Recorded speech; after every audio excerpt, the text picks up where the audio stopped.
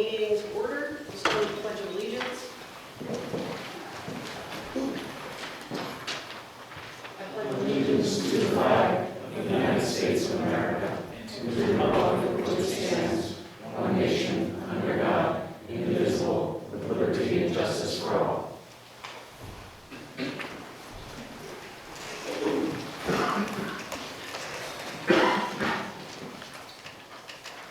I'm calling this meeting to order. Ms. Partenio, would you... What's it? You have to, yeah, 7:01, you have to. Oh, I announce the see. time. Calling to order at 7:01. Mr. O'Beers, Present. Mr. Richard Beltz, Here. Ms. Barbara Bowes, Here. Mr. David Bradley, Here. Mr. Nathan Fuller, absent, Mr. Stephen Holland, absent, Mrs. Gail Hall. Here. Thank you.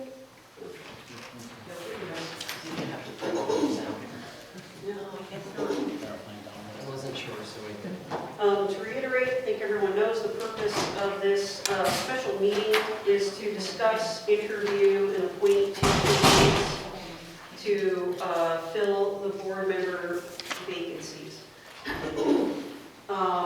Just to give some information to folks, I talked to our new solicitor about our past practice, where we would have interviewees come in and then we would ask them questions. We just kind of go around the table, and he just had a concern that, not knowing what the questions are ahead of time, that someone could potentially, a board member could potentially ask an off-color question or a question that's not appropriate. So in this case, we set the questions ahead of time so that the solicitor could review them. And he was also the person who suggested like a scoring system. And so the board members do have scoring sheets. So after we listen to the different applicants, Mr. Partenio and I will sneak over to that room that I didn't even know was there, and we're gonna count the scores, and then I'm gonna make two motions for the two top score earners. But once again, that doesn't appoint a board member. We still need to make a motion. And then the motion needs to pass by at least 4 votes because our board is now 7 people. I know that the last meeting, I think some people may have heard that we needed 5 votes, and I believe the solicitor said that when we're spending money more than like $100, then that is when you have to have 5 votes. So typically, most of the things that the board is doing requires 5 votes, irregardless of the size. But because we're placing board members here, we only actually need 4 votes to pass a motion. Yes, Dave? Are you putting 2 on at once, or are you putting 1 on at a time, at which point your board now becomes 8 and then you need that extra member? We're going to put 1 on at a time. and they don't get sworn in until after. Correct. Okay, so it's no matter what, you still need 4 and 4? Right. Okay, thank you. I think then we'll move on to public comment. We have 2, and the first is Janice Bowman.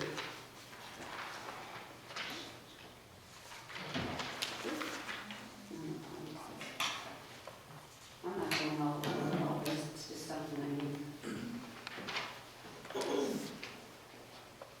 First, thank you for allowing us to do public comment, because I know there's a lot of work here to do, so I'm not going to push a lot of things. There's one issue I want to push today, but when the board comes on, when the board's all here, then there's other issues, I would like to talk to you separately or whatever, if that's okay. So my concern today is, first of all, I want to thank you for sending me the links for the library and the curriculum, but my computer don't like me, so the elementary one said, you need a password. So I couldn't do anything in the elementary school. But I did go into middle school, and I did go into high school. Now, the way I have to look it up was individual titles. But when you have 850 plus titles, one at a time is like, forever. So I did look up certain titles.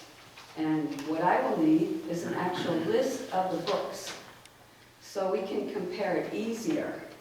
I can go alphabetical by author, and then go, like that, because it's hard when you're doing one title at a time.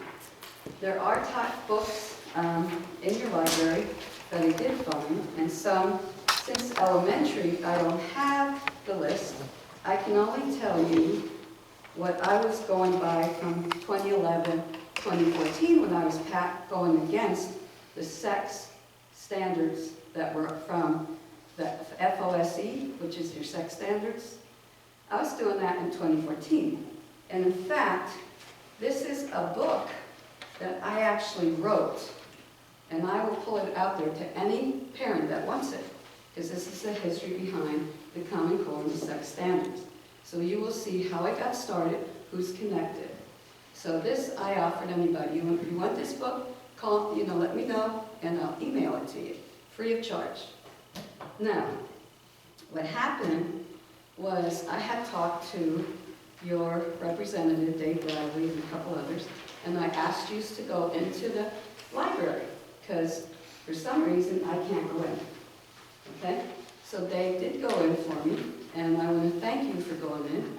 He went into the middle school, and he found out that there was 30 or 35 books that they pulled off the shelf, and they put in a back room where the students can't get in, and it's marked R for restricted.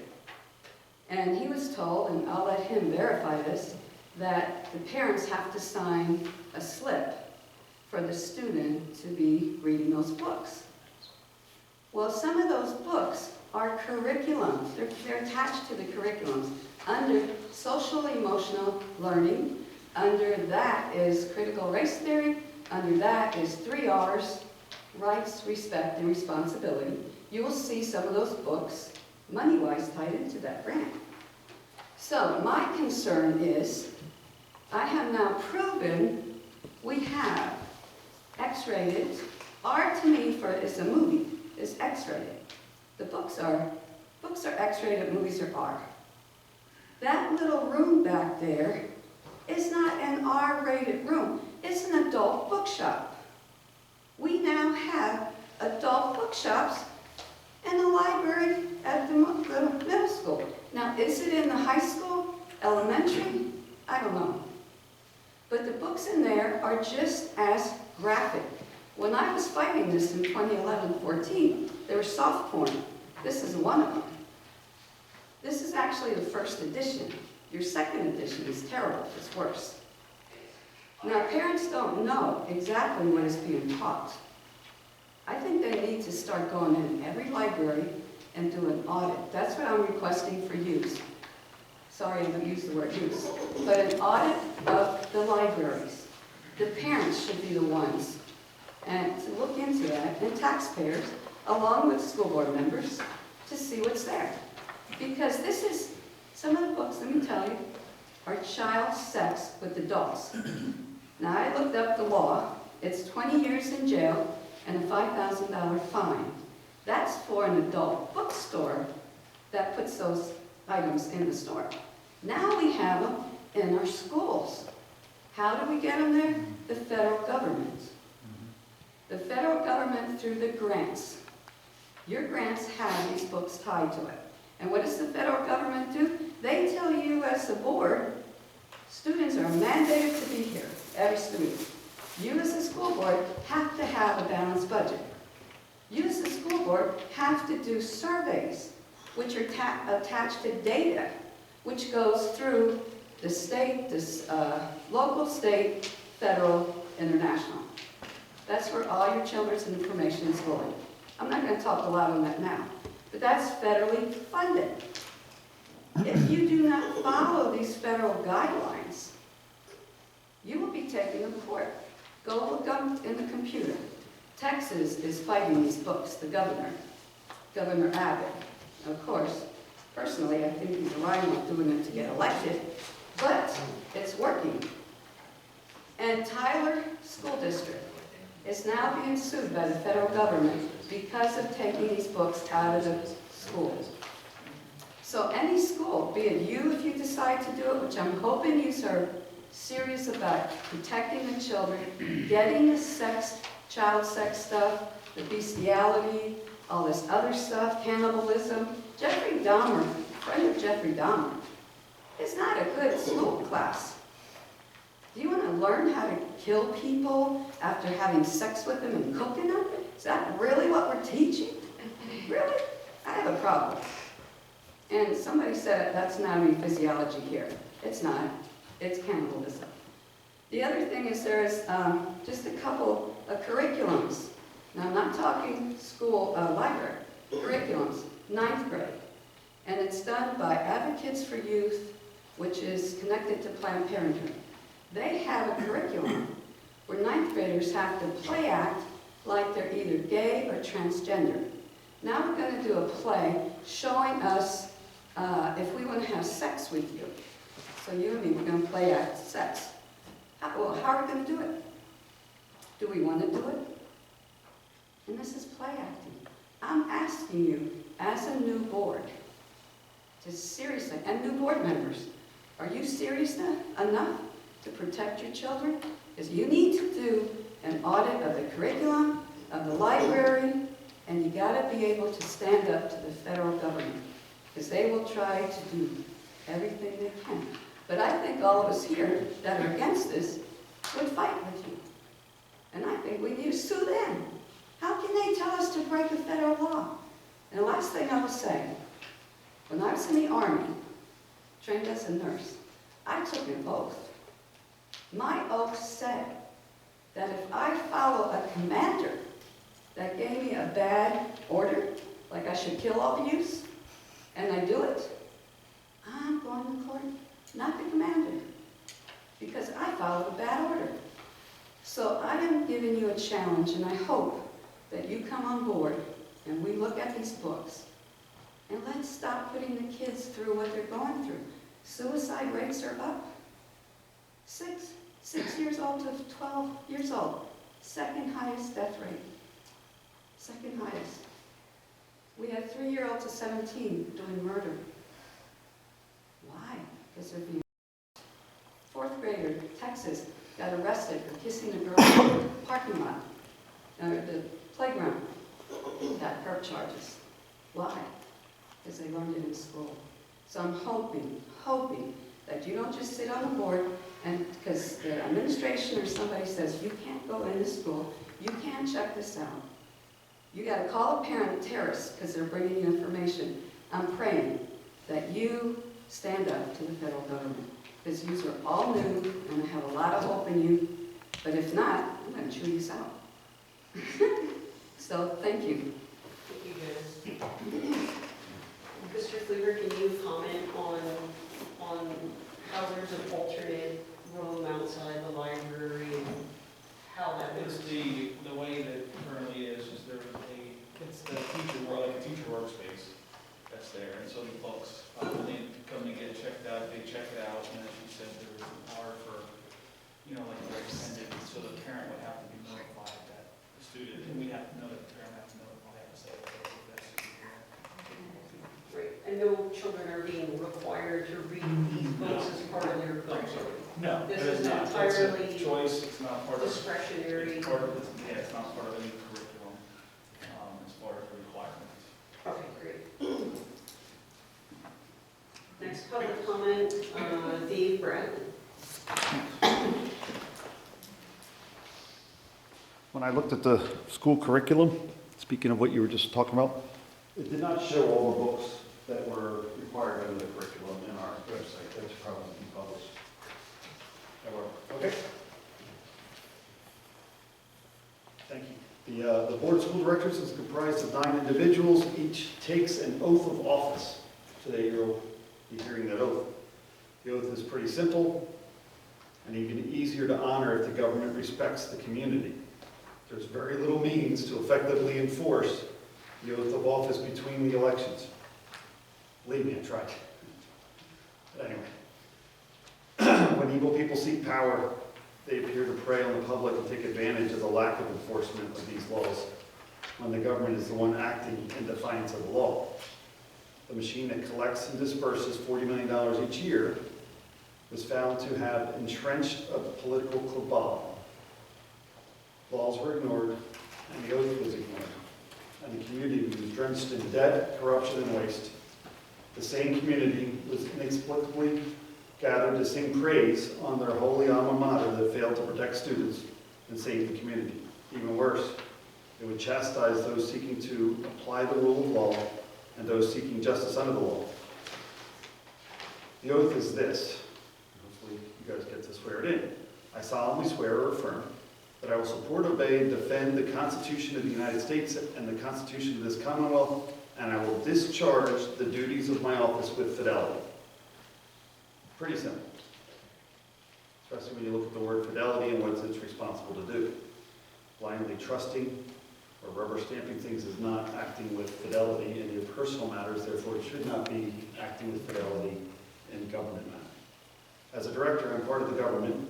Government is often defined as the legal use of force. What happens when government acts above the law? Who defends the people? Is the government system currently in place? We see that it's the board that has that responsibility. It's supposed to police itself. Yet we've all seen that it's not effective unless you have a moral majority board. To get there and to keep this board a moral majority board, the people in the community need to invoke their rights of free speech, the petition for redress of grievances, and most effectively, to file formal written complaints concerning any wrongdoing by a public official. In overseeing a government-run school, it is the board that exerts the final authority over every dollar collected and every dollar spent, every hire, every fire, every policy, and how each policy is to be enforced. As one employee callously mentioned to me in an improper tone, remember, Mr. Bradley, your child is with us 8 hours a day. My response was immediate, not anymore. Luckily, the state of Pennsylvania provides every parent with a school choice, and many of them are free. I believe that in my 4 years as a director, we have taken this immoral government of corruption and waste and restored it to a government of, by, and for the people. As a U.S. citizen, I leveraged lawful transparency with precision. We exposed the corruption and waste, called the Pennsylvania Auditor General in, and had our findings corroborated. There is still work to be done, though, since the Auditor General is not an enforcement agency, basically this board and the people you select here today has to submit itself to be that enforcement. In the United States, government power is limited. The people that hold their government accountable are the ones in the community.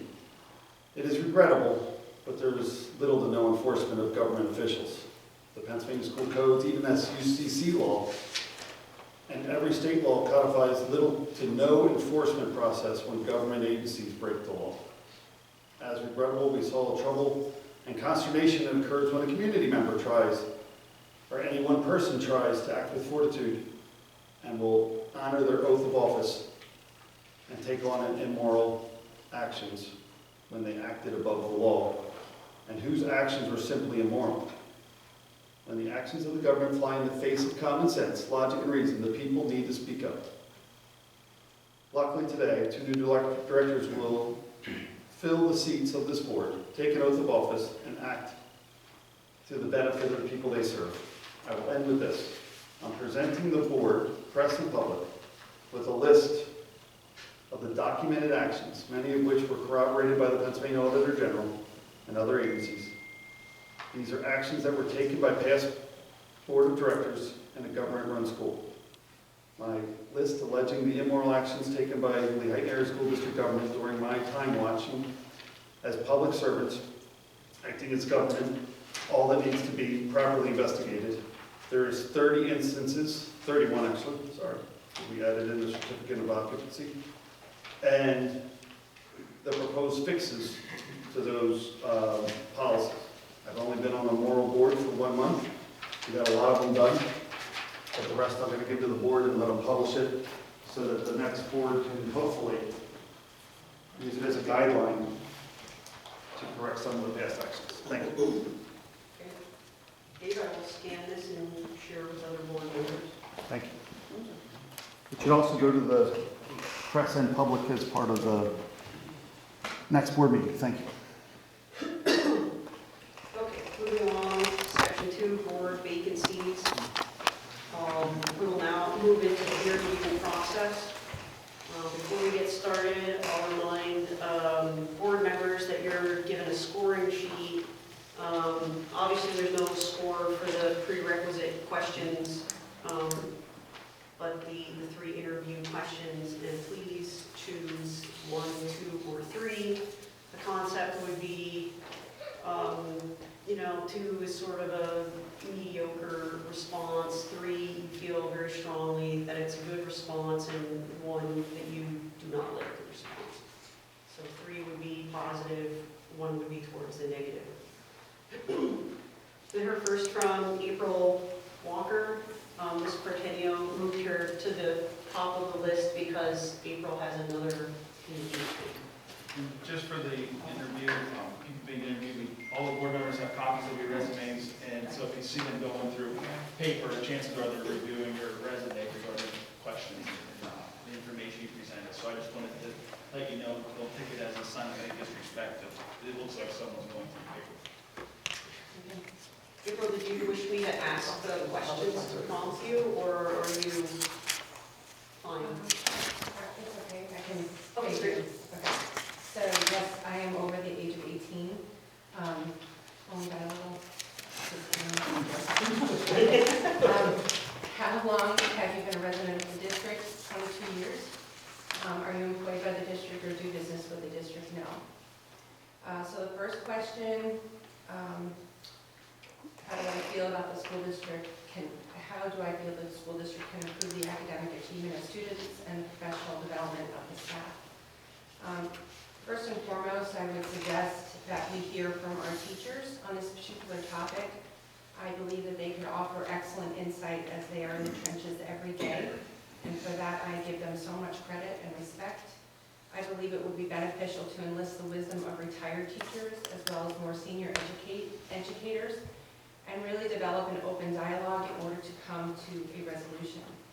As I understand it, there was a time when we sought the advice and counsel of a retired teacher who would review and give feedback on possible textbooks for such things like history classes, as an example. If this is not still happening, I would really like to see that happen again. I believe we need to get back to the basics by teaching objective truth, not a narrative or a version of the truth that leaves out vital information or blatantly twists around the truth. The father of the public school system, Dr. Benjamin Rush, believed in objective truth. He believed in God, our country, and family. I would like to see a platform built under our amazing teachers. I know several of them personally, and I've seen the hours and effort that they put in their work. For that, I would like to commend them. I am so grateful for the many teachers that have taught my son and the impact they have made on him. I would like to see math as an example taught in a logical manner, like how I was taught when I was growing up.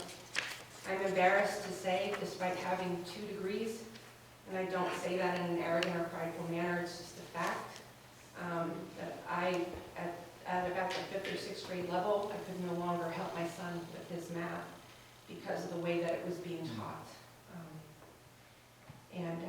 Math was a strong suit for me in my education. That's something that came very easily to me. What is troubling to see is the struggle that many students have with doing simple math and even calculations in their heads. I would like to see students and parents weigh in on this as well. With all of that, I believe we could come together and raise the standard for academics here at Lehigh. As far as number 2, I would just say no. There's nothing that I'm aware of that there will be a conflict of interest. I'm not on the board. I've never been on the board. And I have no family member or spouse in the teachers' bargaining unit. For number 3, regarding bullying, again, we need to hear from teachers, parents, and students on this topic. Training on the signs of bullying, as well as the signs of being a victim of bullying, I think would be extremely important. I believe that really enforcing and educating and talking about the Safe to Safe program regularly would be an excellent way to help stem the tide of bullying and victimhood or victims as a result of bullying. spoken several weeks ago, brought up a great point about a program in which she was involved in when she was in school called peer support. I graduated from Tamaqua. It was called peer education. As one brave young lady had shared her story a few weeks ago, that same night, she had said that a friend of hers was expressing some very serious, I believe she said it was suicide ideation. She then bravely told her friend's mother, and the student was able to get the help that she needed, and her life was saved. It does seem that it's more likely that a student will tell another student before they will tell a teacher or an adult. I wish that were not the case, but it so often is. If we educate and train the students in how to handle these types of situations, I believe it could go a long way to minimizing bullying by getting both the bully and the victim the right kind of help and support. Now, I don't mean by any stretch that another student should totally bear that burden. They're not going to be in place of a counselor, but that they could get that other student, guided to the right help. I hope that makes sense. Encouraging and helping the students to have true empathy for one another. Encouraging them to stand up for one another and to stand together against bullies would also be effective. Thank you. Thank you. Do you have any other questions? No, Okay. my solicitor is encouraging us not to. Okay.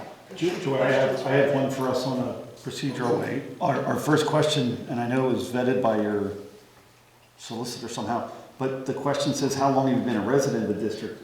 It should just be, have you been a resident for at least a year?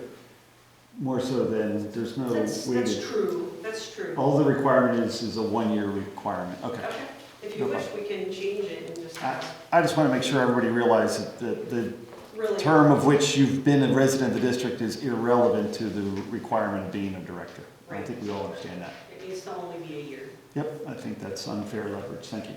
Mhm. And part of the problem that we had in the district board in the past. Brian Sheeter?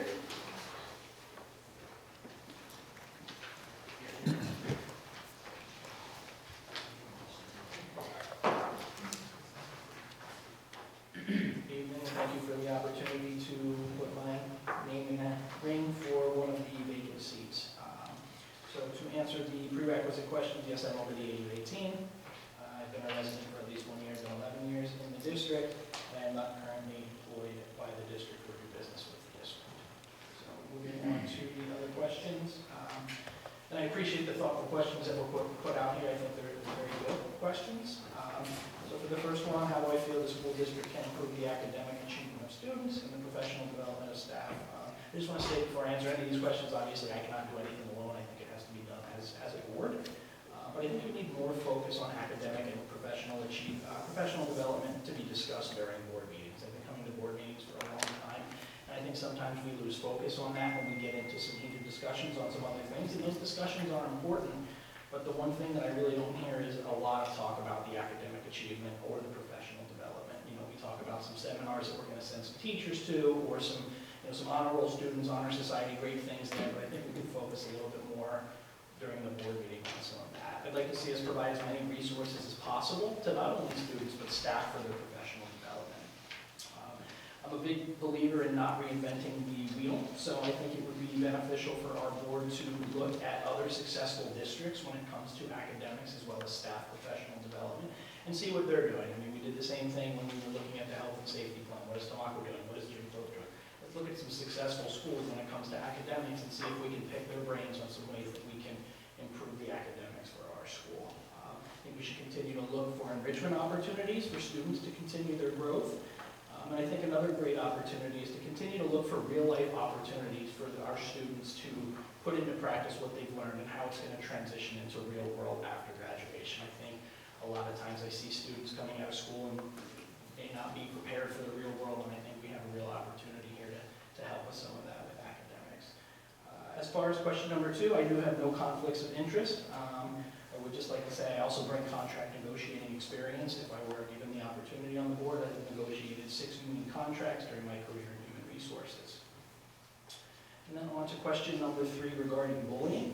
I believe that we need to take a holistic approach to bullying. Bullying has always been around, it's always been a problem, and unfortunately I can say that you're never going to be able to fully stop bullying. I think that's just the way of human nature, and it's unfortunate. But I think for the board, it starts with a consistent, uniform policy that's enforced by the administration. As members of the board, it's your responsibility to ensure that the administration is enforcing the policy that's in place in a consistent manner. Otherwise, it sends the wrong message to students, parents, staff, and the community that the district does not take the issue seriously. The policy also has to have serious consequences for inappropriate behavior as a deterrent. I think the next step for bullying should be to focus around education. Education of students regarding the harm of bullying and the impact it has on other students. Also education on the best ways to handle a bully if you're being bullied, as well as if you witness the behavior. You know, my son's in elementary school. We go to the school, I see a lot of great messages painted on the walls, a lot of great posters. I don't know if that continues up through the years, but I think it's a great foundation that we lay for them. I would just like to see us continue that. Students need to stand up for other students, and giving students the tools to successfully navigate these challenging years, in my opinion, would be very, very important. Education to staff and administration on being able to identify the behaviors of bullying and appropriate ways to handle those situations, I believe, is also important. I believe we also need education on how to conduct proper investigations, and those tools should be given to your human resources department as well as the leadership staff that conducts those investigations. I've provided several links to the board as well as the superintendent on training programs that are out there to offer that so we can conduct better investigations. And finally, I believe educations to parents of the community on the harmful effects of bullying, as well as signs to watch for if their children are being bullied. I know that's sometimes hard, and children don't show those things at home, so I think if we can give parents some tools and education around how to report those issues, if they come about them, and ensure that they get resolved would be appropriate. So those are my responses, and again, I thank you for your time and consideration.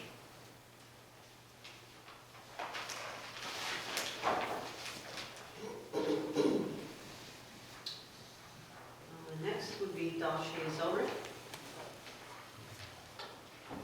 Thank you. As for the questions, I'm over the age of 18. I've lived here longer than a year, and I'm not employed by the school district. And for the interview question number 2, nope, I've got no connection to anybody yet. Okay, so for number 1, there's lots of things that we're not doing or we can do better between professional development and the academic achievement of our students. The professional development, we've got community partnerships that have educational resources that we aren't using.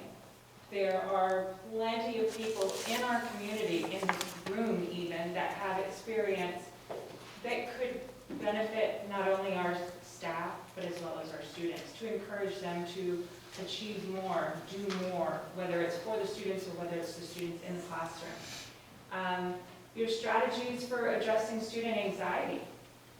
You've got staff that don't know how to help a student that has anxiety, whether that anxiety deals with improving academically or socially or at home.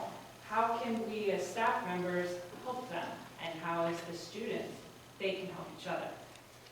You have student accountability in online learning. We've all seen with COVID, we had to go on to online learning.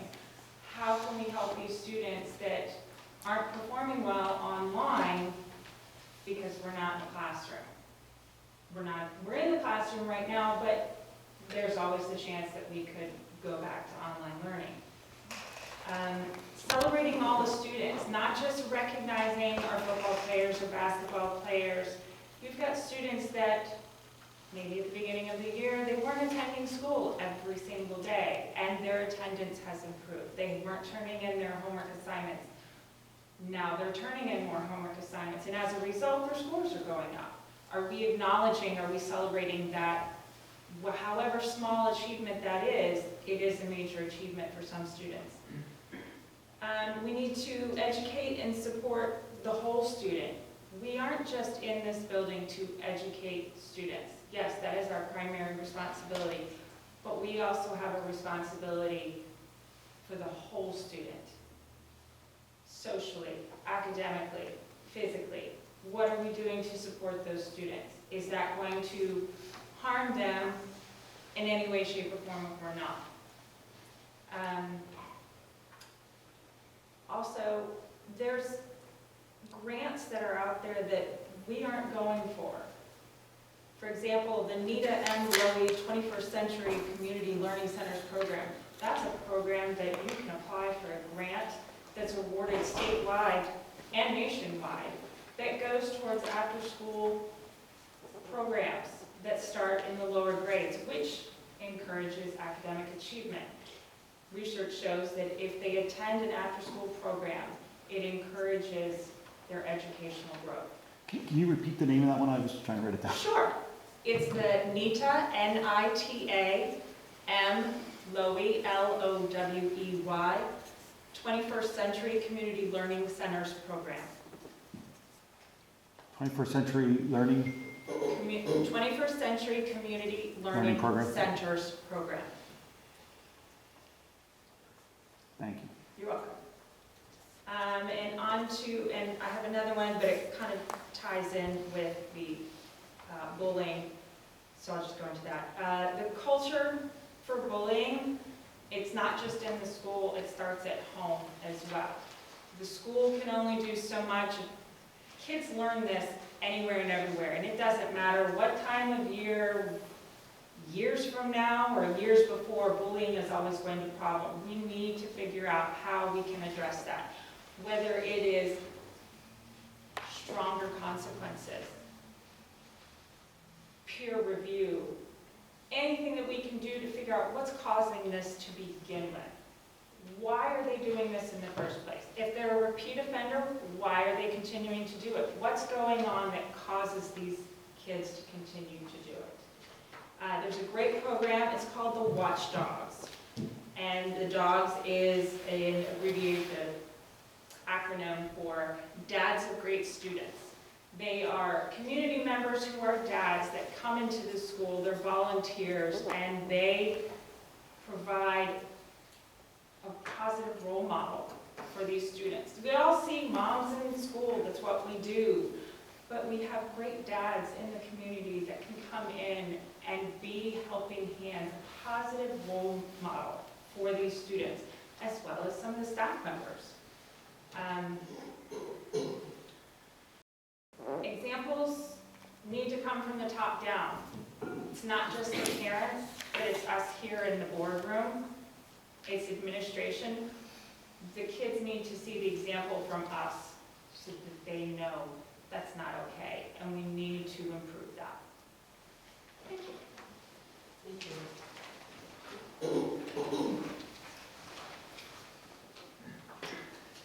Next up, Jerry Berger.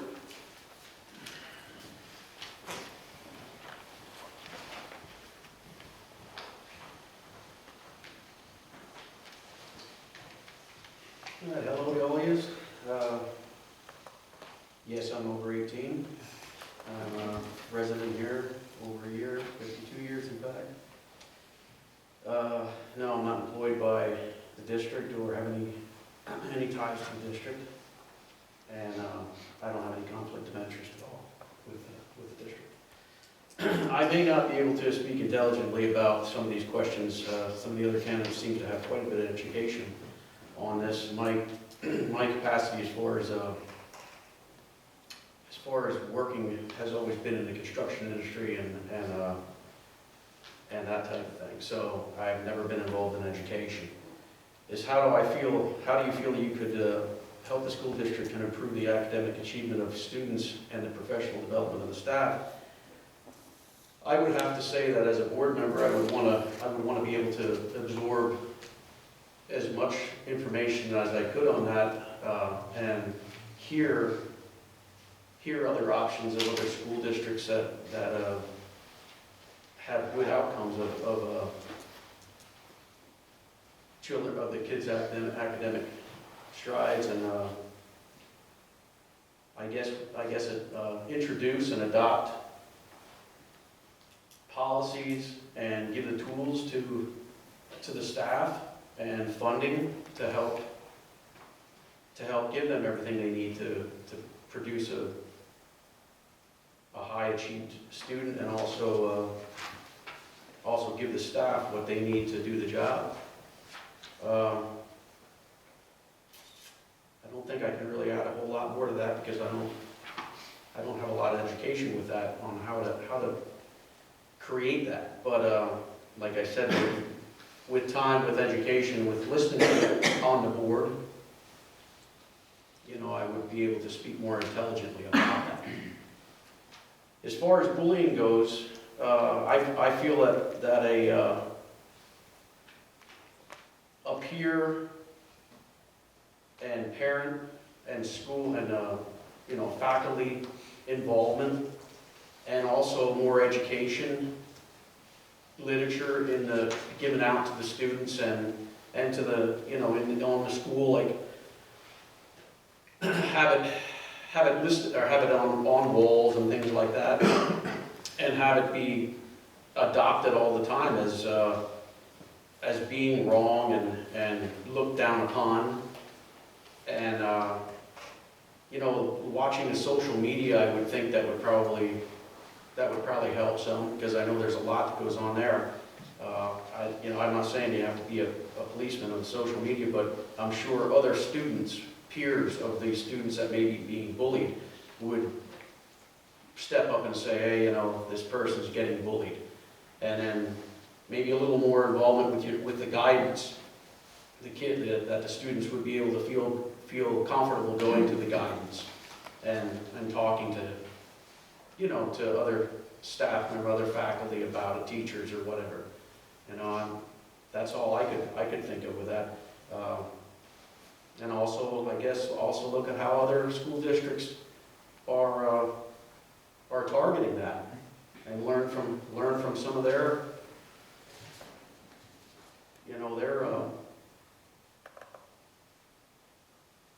policies that they use to you know, that they're successful with, I guess I would want to say.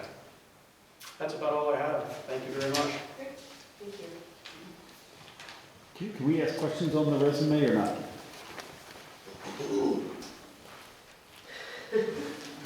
If, no, probably not. No. We're trying to be consistent with everyone. Okay.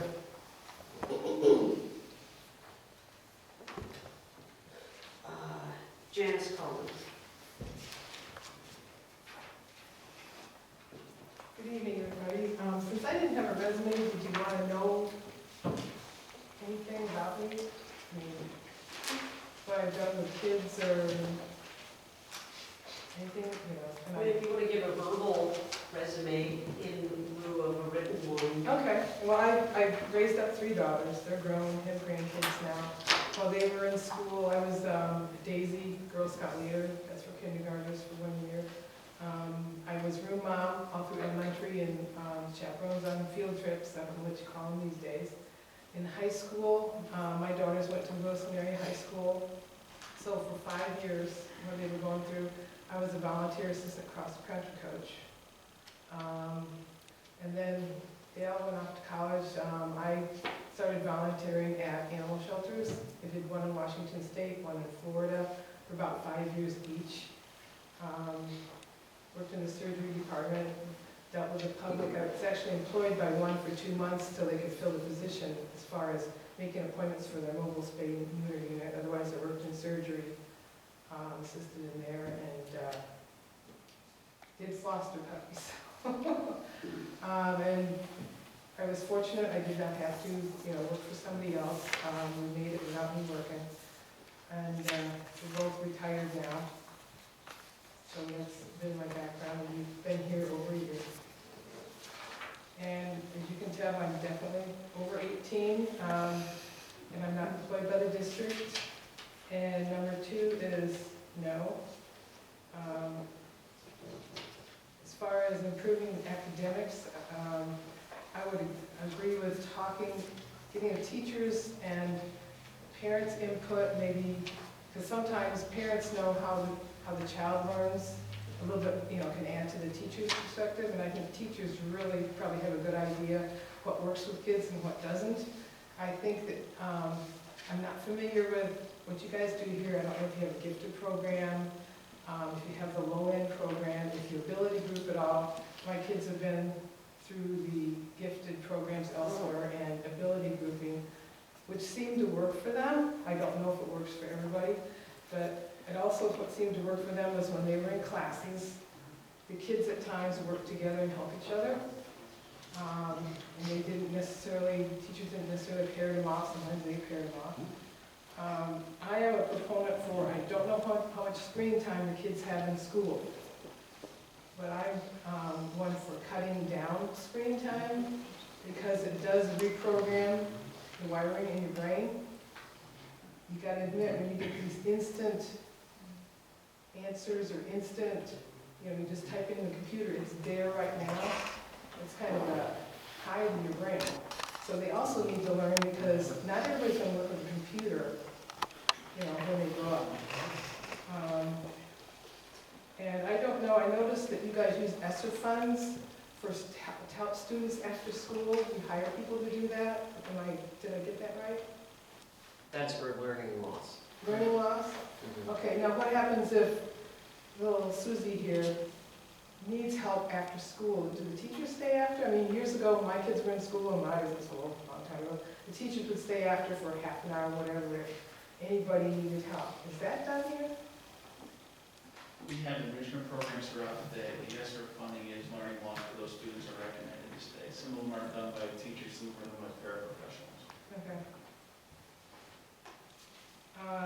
So that's what I have on that. As far as the bullying, I do agree we're never going to get rid of it. It's just a fact of life. But if everybody's trained to recognize it and then, and I would think with masks on students, it's going to make it hard for the teachers. So my hats are off to them and doing their best to recognize bullying. And when you stop the bullying, I would think you need to separate the parties and talk to them away from the peers.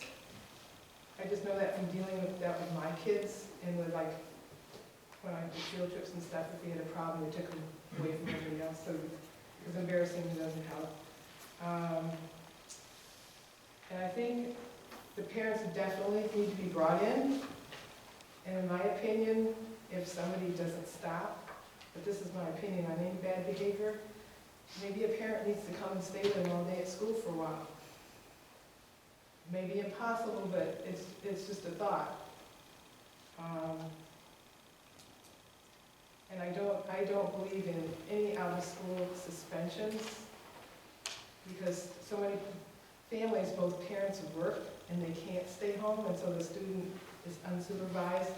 And I don't know if you guys do out-of-school suspensions or anything like that, but why not give them in-school suspension, whatever, and give them, okay, you have to do a book report.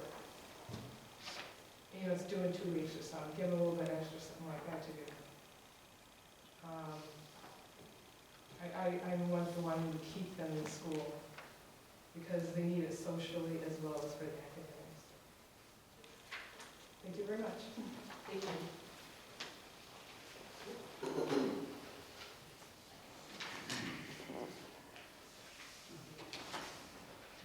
Let's see, Jason Baker.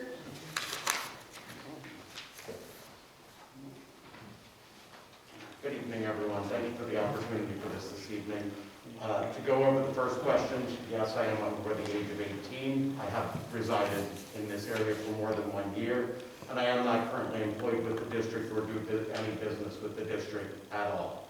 To move in with the interview questions, the first one, how do you feel the school district can improve academic achievement of the students and professional development of the staff? We have some great resources in this community. One of the big ones that I've been a part of and I've seen help out are the PTOs that we have here. They are a great resource that provides so much to our teachers and our staff, the tools that they need to continue their professional development, to continue the academic enrichment of the students. We need to hear them out. They're a resource, I think, that is one of those things that if we listen to them, just have that connection with them so there's not the disconnect between the school board, the school, and the PTO. Having that communication between everyone is key. We've always been taught communication is the key to everything, but it's something that I feel sometimes falls to the wayside. We need to listen, hear everyone out. In my current job, I tell everyone that I interact with, if you don't know, you can't grow. We need to be and hear everyone out on that. Academic achievements. I feel like we do a great job recognizing the excelling students out there, the ones that make honor roll and so forth and so on. There are students, though, that might struggle and they need a little bit more help. Following up with them. I know that we have learning programs for struggling students, but do we really follow up with them? Do we see that they're working? Or does it take the parents and the support group at home to reach out to the guidance counselors, the teachers, or what have you, to get any type of results or reports on that, or see what they can do? Working with that as well is going to help everyone from the bottom up achieve and be successful in their life on that. The biggest thing, set everyone up for real life skills as well. That's something that, as was said before, a lot of these kids go out in the world and they don't really have those real life skills. We teach the basics, which we absolutely have to do, understandable. But there are other things we can do to prepare those kids as well. That might be in supporting school groups, things of that nature. I'm not saying put money into things. I'm just saying show we have their support. Showing up as a board member to say, we're here to support you guys. We hear you, we see what you're doing, and we commend you on that. Sometimes that little bit of extra effort from someone to a student to say, I see you, I hear you, and you're doing a great job, can go a long way and can affect them throughout their life and their further career from that. Number two, I have no conflict of interest in any negotiations, so no to that answer on there. And number three, with the bullying discussion on there. It's been said by a couple different people up here. The first way is to have set standards. What is the follow-up? What is the ramifications of bullying? You talk to the students and they say, I was bullied by someone at school. They went down to the office, to the guidance counselor, and no one really knows what happens. That kid might be in school the next day, they might not be there. Obviously, there's privacy laws. You can't say, well, Joey got suspended because he said this, that, or the other. But knowing that suspension is being enforced, knowing that some sort of follow-up is being enforced, that the students know something's being done. A lot of students out there don't speak up. They don't say if they're being bullied because they feel like nothing's going to happen with it. Why waste my breath? Why talk to anybody? Unless we can have some sort of follow-up that they know something's being done, we're going to keep spinning our wheels on that as well. With that, also, anyone who's bullying, yes, have those ramifications, but offer resources to them as well. A lot of times a bully is bullying because of something that's going on that we don't see about in the school, be it at home, socially, somewhere else. Offer them some sort of counseling on that. There are many counseling programs out there. Give them that opportunity to make themselves better as well. The biggest thing we can do is listen to the students and follow up. We are here for them. We need to be listening to them. Not just the parents, not just the teachers. They have great ideas, absolutely. But the students are the ones experiencing it on a daily basis, and they're the ones that we truly need to be listening to first, and then using the resources as parents and teachers to follow up and get those things taken care of. Thank you. Excellent.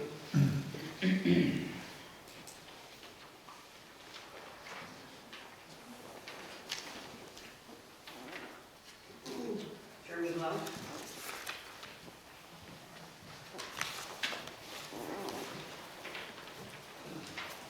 I'd like to thank the board for this opportunity to present myself before you. First, I am over the age of 18. I've been in the district for 10 years and 5 months. I just wanted to say that because 5 months.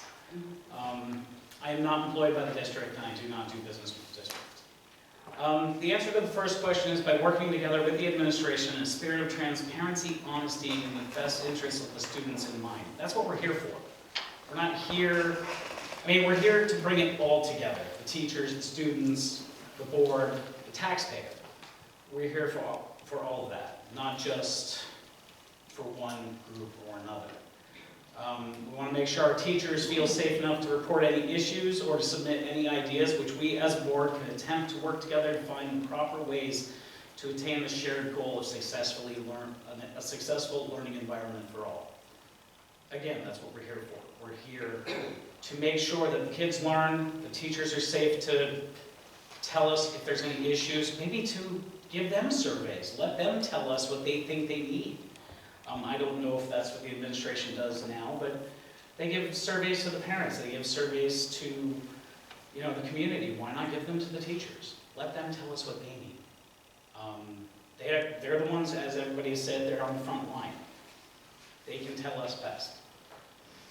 I have no conflicts of interest, as described in the question. I believe that an integral part of the bargaining process must include either the whole board or select members of the board who are skilled in contract negotiations. The board is the governing body of the district, and as such, are responsible for the spending of taxpayers' money. As such, I believe that having board members in the meeting will give the board a better understanding of the needs of the collective bargaining unit and will help for the rest of the board to understand why certain things are needed and certain things are not needed. I believe that the board that is currently set to be seated, that clear and level heads will be working for the common goal, common good of the students and for fair compensation to the teachers. Bullying, as we all said, you're not going to stop it. I get it. Parents need guidance on this issue. They need to know when their kids are doing bad things. They don't need to be told you have a bad kid and such, and you need to approach the parents appropriately on this. So I think one of the key things to addressing bullying in the district is to be honest about the issue, to admit that it's happening, to admit when it happens, to report it, to not cover it up. That is very, very important.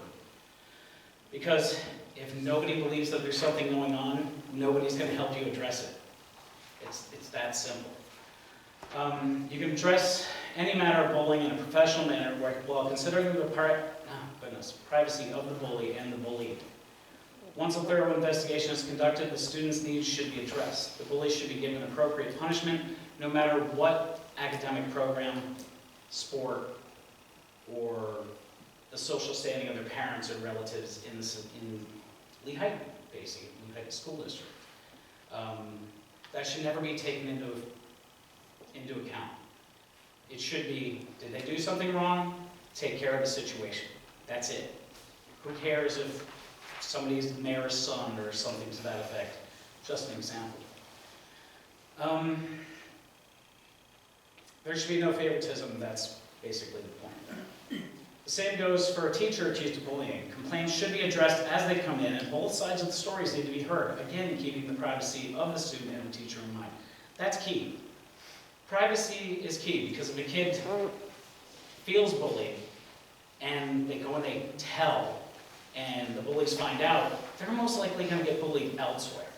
So you've got to keep that privacy in mind, and you've got to find a way, and there are ways to talk to these kids, to take care of a situation without disclosing a name or, obviously the bully will know, but if you go about it the right way, it can be addressed.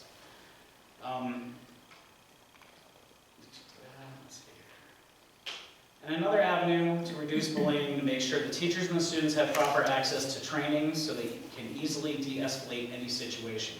De-escalation is key in conflict because, if you sit there and you let it go and you let it go and you let it go, obviously it's going to explode.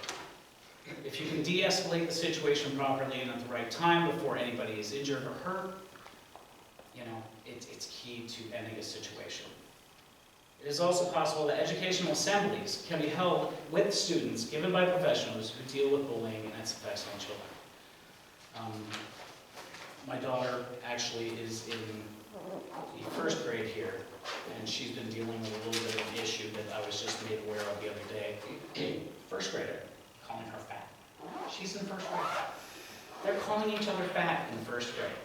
Now, I know that if I went to the teacher, I know that that gentleman would address the situation and tell me if he's noticed anything, and he would keep an eye on it. But it's an open communication with between the student's parents, the student, and the teacher that can address these issues. Because if you're made aware of an issue early enough on, you can take care of it. Honestly, that's really all I have on that, on those 3 questions. I really do believe that I would make a great addition to the school board. I've been paying attention to the school board for at least 9 of the 10 years and 5 months that I've been here. So, thank you again for this opportunity to speak, and I hope you choose me.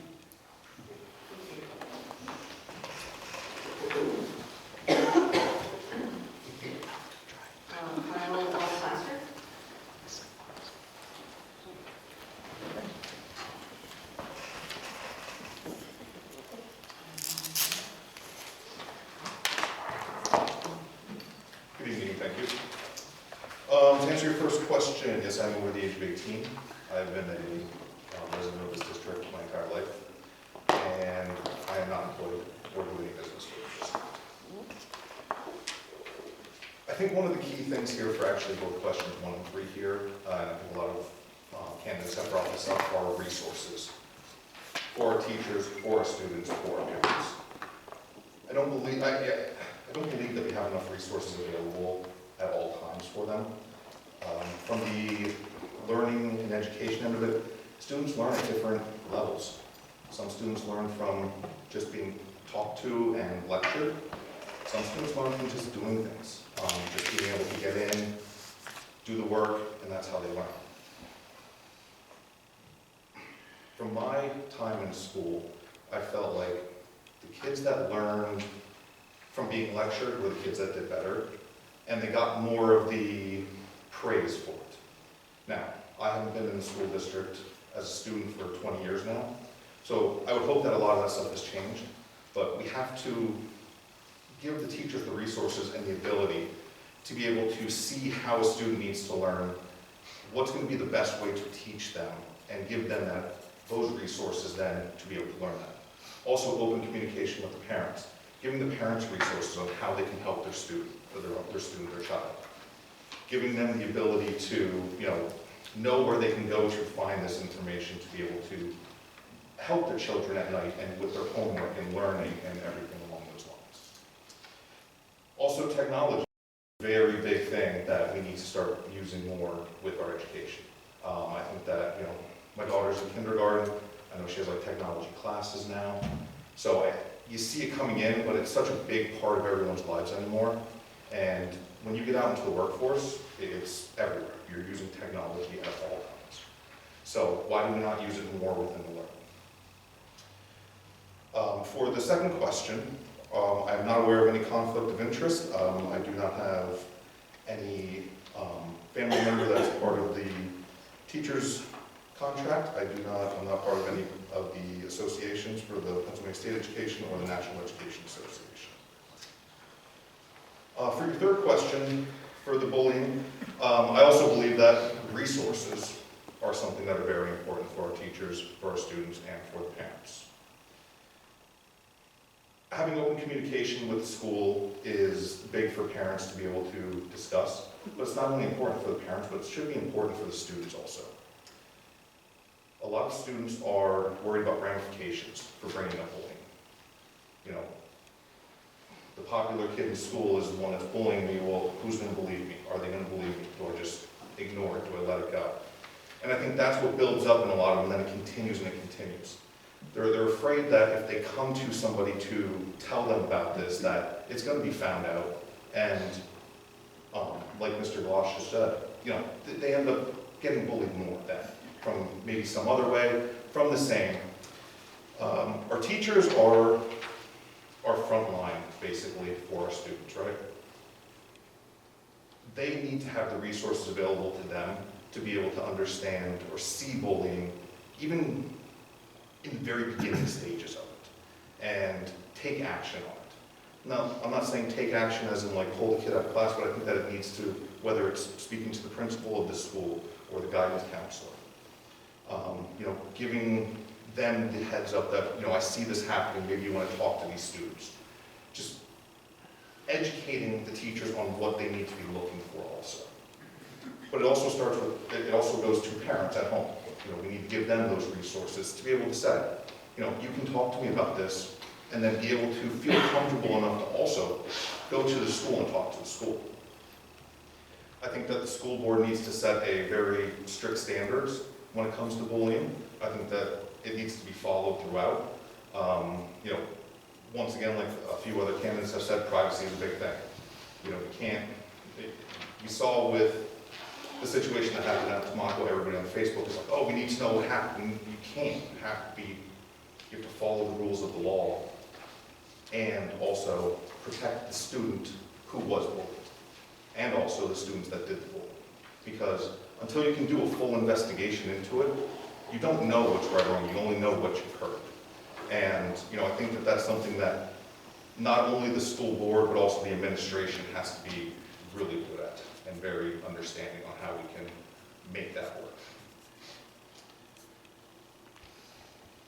I also believe that, there should be no bias when it comes to bullying.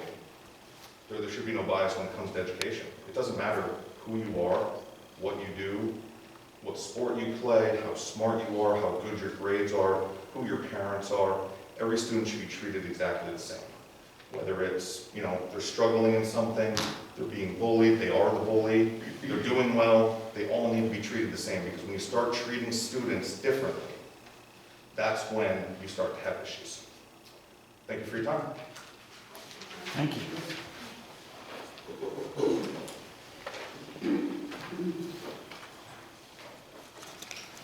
And finally, Zachary Kumar.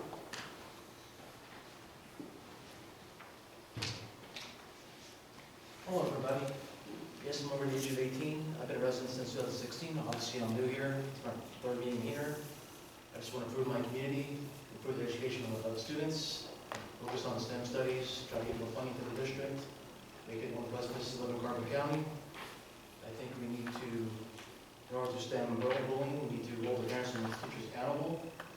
We need to find out what's going on at home too, track what's going on online, because most of that does occur online, between like Facebook, Twitter, people, that's what calls them home usually.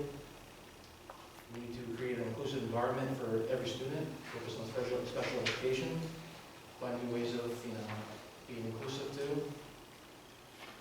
And as far as conflict of interest, there's none. It's like the person I knew here.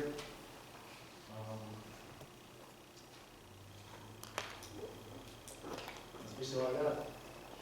Quick to the point.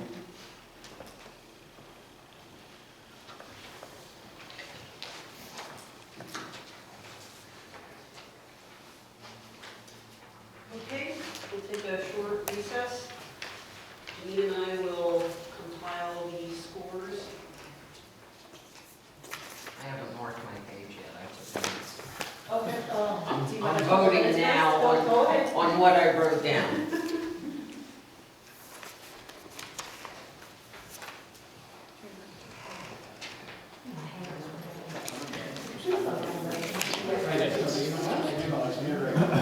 It's not the same thing in mine, which is a good thing. While we're voting, I want to thank everybody for showing up, giving input to the board. It's your insights to what you're thinking as to this answering these questions that the board needs across the board, right? Because if you don't get that, and I appreciate some people are regulars and some people are new, but the fact that you show up and give input to different ideas and thoughts, very important. This board has silenced that in the past, and you've all kind of echoed the same bullying concept. If you don't open lines of communication, if you don't open that opportunity, you don't benefit from it.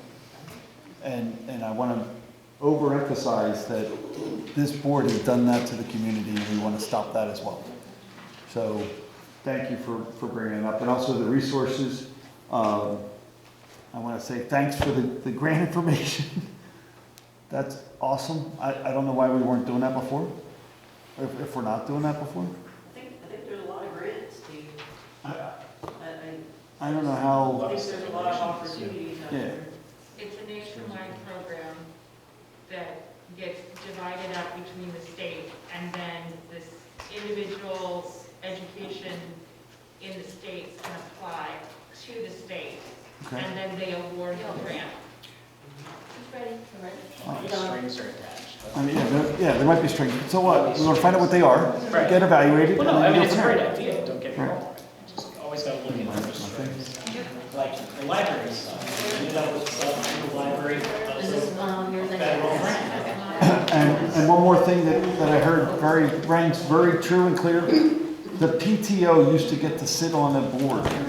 PTO members should be sitting here with us to be able to give their input as if they're standing at the podium throughout the entire meeting.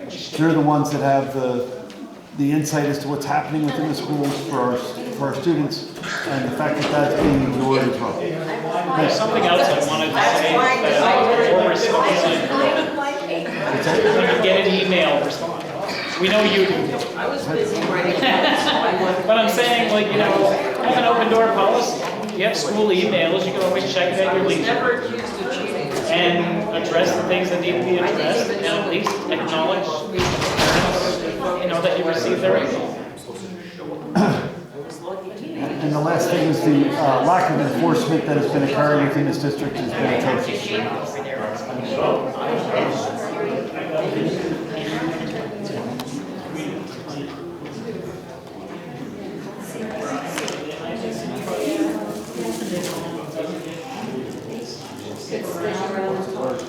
I mean, there's going to be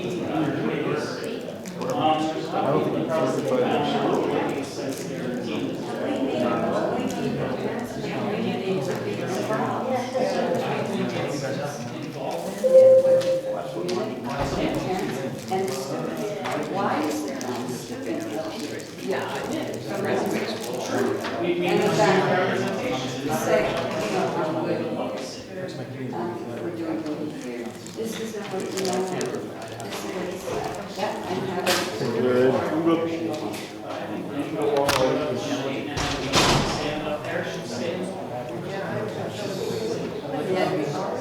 I saw you, a couple of times ago about the last.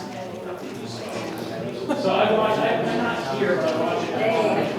I drove right in the Dave, you need to get a student on the seat from the school on that backup. We had it before, yeah. And be part of. All right, we used to have that, and I tried to get, and we had one that was interested, and it got blocked, so we're gonna fix that too. And I need that list of books that you have. I know, we'll get it. Because I have a group not getting together from across. And that is an adult.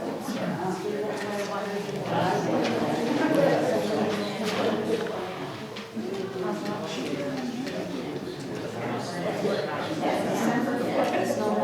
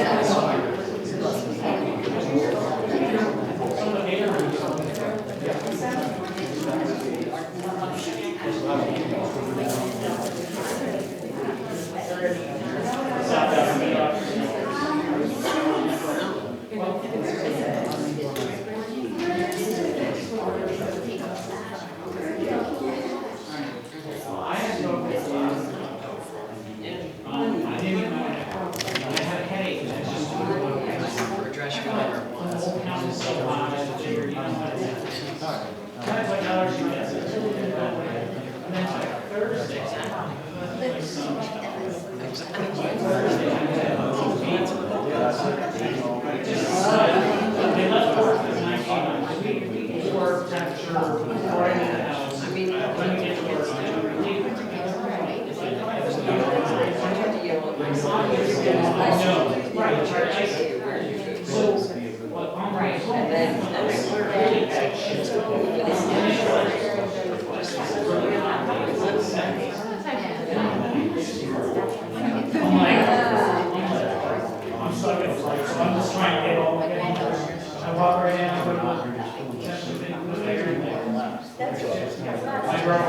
Right.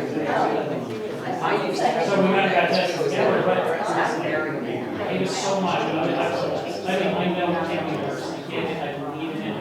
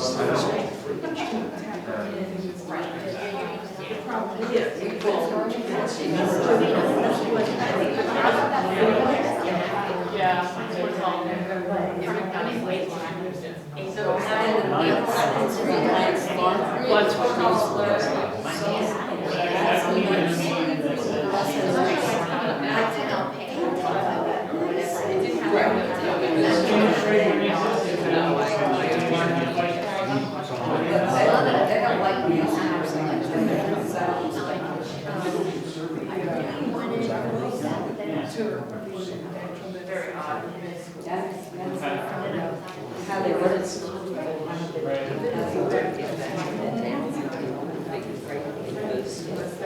Yeah, I have to wait, everything shifted as you get older.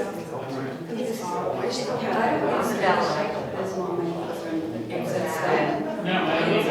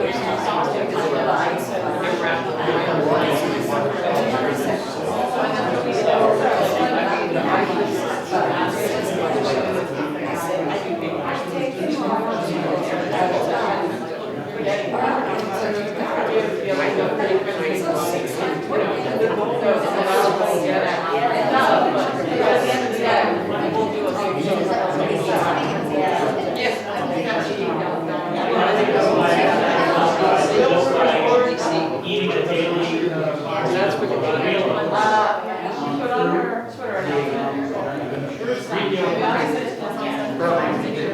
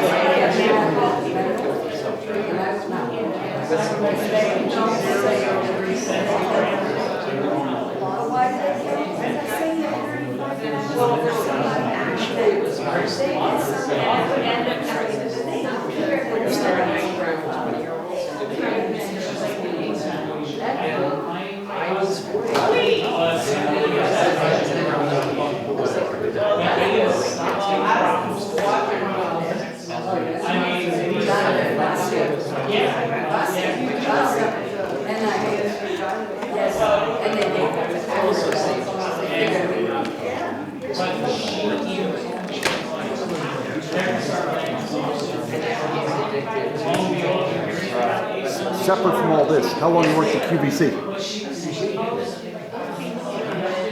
Did York QVC. I didn't see that on the thing.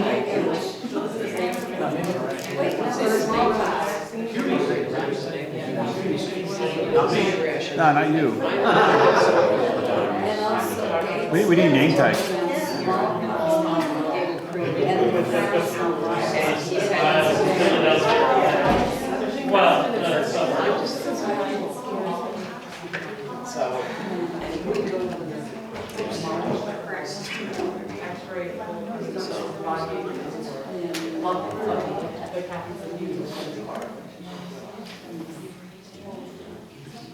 And I'm hot.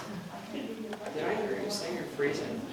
It's really cold in there. Oh, can I go in there? Yeah.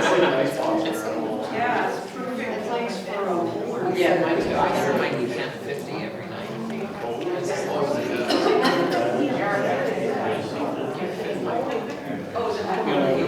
Yeah, I found it.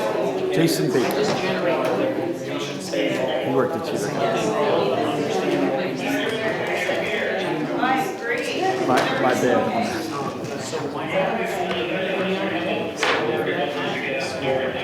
Okay, no problem. I was concerned you had a problem, like a real problem.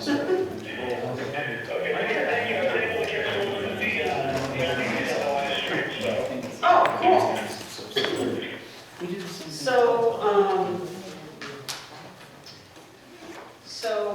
Jean and I have compiled some scores. Nathan has belatedly been able to join the meeting. He had a work emergency. So do I hear a motion to approve Jeremy Glausch as a board member for the term of December 2nd, 2021 until the reorganization meeting following municipal election in 2023? I'll make that motion. Before you go down that path, do we as a board get to see the votes of what took place? I don't think it's important.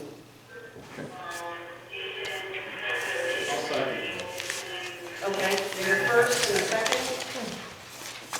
Do we want to have any public comment on this motion? You have to. Yes, I'm asking for it. Yeah, good comment. Yes. Congratulations, good job. Thank you. Congratulations, great job. Thank you.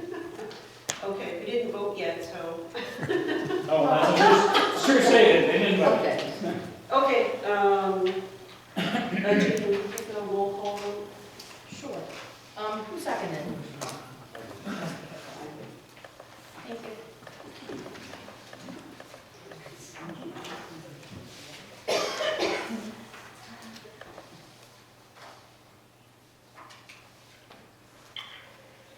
Mrs. Gail Pollock. Yes. Miss Barbara Bowes. Yes. Mr. Richard Belts. Yes. Mr. David Bradley. Yes. Mr. Nathan Fuller. No. Ms. Joy Beers. Yes. 5 yes, 1 no, motion carries. Thank you. Thank you. Do I hear a motion to approve April Walker as a board member for the term of September 2nd, 2021 until the reorganization meeting following the municipal election in 2023? So moved. Second. Public comment? Yes. I think he's a good choice. Yes. Great. Okay, Janine, roll call vote. Mrs. Gail Mahalik. Yes. Ms. Barbara Bowes. Yes. Mr. Richard Belts. Yes. Mr. David Bradley. Yes. Mr. Nathan Fuller. Mr. Stephen Hall is absent. Ms. Joy Beers. Yes. Joy, were they Yes, the, 1 no, motion carries. they're the ones that scored the highest on your talents? Oh, yes. Janine? Okay, thank you.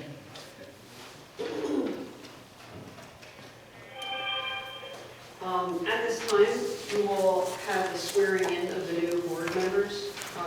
April had to leave, but Jeremy, you can swear in this time.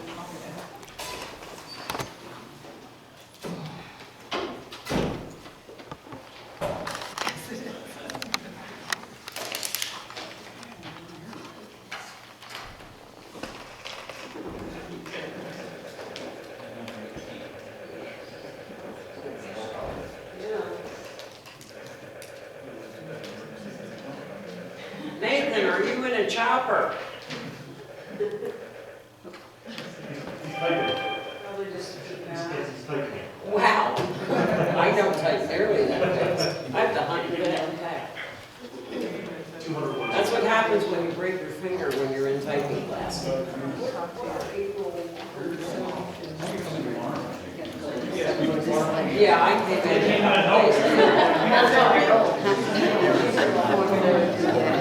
I need another therapy session, 45 minutes, don't I? Thank you. Thank you. See you, Janice. I gotta do something with this leg. I did therapy. Okay, we should all pay attention.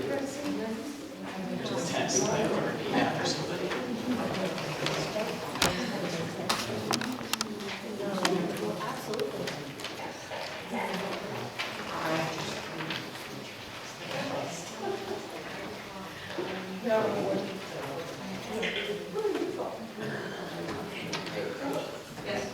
You can just repeat after me. Okay. I, Jeremy Crouch, I, Jeremy Welsh, do solemnly swear or affirm do solemnly swear or affirm that I will support, that I will support, obey, and defend obey, and defend the Constitution of the United States the Constitution of the United States and Constitution of this Commonwealth, and the Constitution of this Commonwealth, and I will discharge the duties and I will discharge the duties of my office with fidelity. of my office with fidelity.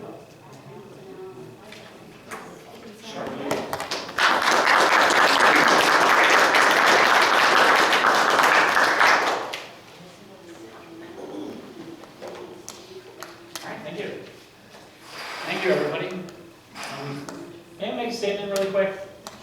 I don't know if anybody heard me during the discussion afterwards, during the little recess, but I honestly believe that everybody who stood up here tonight needs to stay involved. There are committees, there are other such avenues. Your ideas may complement our ideas. So I think it's a good idea to stay involved. And I tell you, as a board member, my email will be open to anybody. You have a suggestion, you want to talk, you want to chat, send me an email. We'll talk and present your ideas, maybe refine your ideas, maybe you can refine some of mine. So thank you everybody else for standing up here and having the guts to stand in front of a crowd. Can I ask you a question? We're going to have another board member to pick. Eventually, but there's On- no. Right. but- On Monday. No, this is, yeah, I know, well, it's not going to be done on Monday. Are we going to retain what has been submitted here and then ask if anybody else wants to? Well, it's all part of the public record. What we could do is we could ask Jean, when this other vacancy becomes real, we could have her reach out to all of these applicants and ask them if they want to carry on, resubmit. Right, well, that's what, I mean, I just don't want them to think that this is the end of it, because we do have another board member to pick, and there might be other people that want to submit Yes, as well. So I just think we should hold all this over if they're willing. I would agree. I think it was a great application process, and I took notes from everyone that spoke, and I think there's a ton of great ideas here. Okay. I just wanted that to be clear to the public that, you know, this is probably what's going to occur. Okay, move on to number 3, communications. Any final public comment? No one had given me any papers. Great. Do I hear a motion for adjournment? So moved. I'll second that. Hold on one second. Had to get it in there. Wait one second. Before you do that, That's all right. every board meeting, we're supposed to review old business, and you're supposed to review the health and safety. Do you have anything in that changes, or anything that took place, Mr. Cleaver, anything that we need to address? This was merely to... I understand that, but we already had a standing precedent. Why it wasn't on the agenda, I have no idea, but it's a standing precedent. This board is supposed to be able to do that. Because it's a special meeting for this. Whatever, still, it's a meeting of the whole board. So there was an email, is what you're alluding to, but there was no resolution, so. Okay, Yeah. thank you. Nothing changed. Sure, sorry. Yeah, I just might be able to say good morning. Thank you, Nathan. Have a good night. No,